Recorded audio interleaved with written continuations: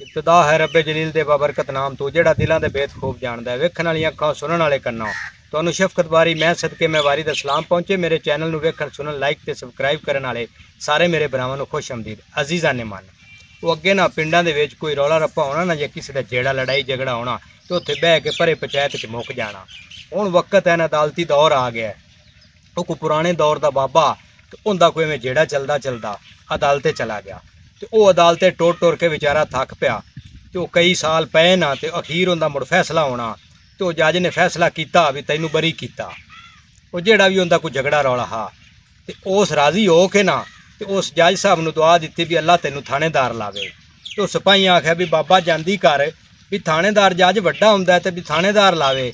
उन्हें आख्या नहीं पुत्र अल्लाह इनू थानेदार लावे। तो वह पुलिस वाले भी तो आपस के जो बाबा वाह बोलन लग पे।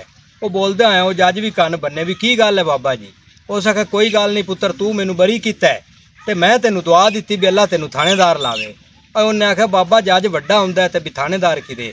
उन्हें आख्या ये मैनू नहीं पता 5 साल भालू थानेदार मेरे को 500 रुपया मंगया भी 500 रुपया दे तो तेनू इंदे च मैं छड़ना तो मैनू 5 साल हो गए ने टुरदे नूं ते आ वकील करके तो उन्होंने पैसे दे ते खर्चे कर करके ते हुण जा तू मैनू छड्या मुड़ तेरे नालों तो थानेदार वड्डा ना जेड़ा 500 छड्डदा पिया।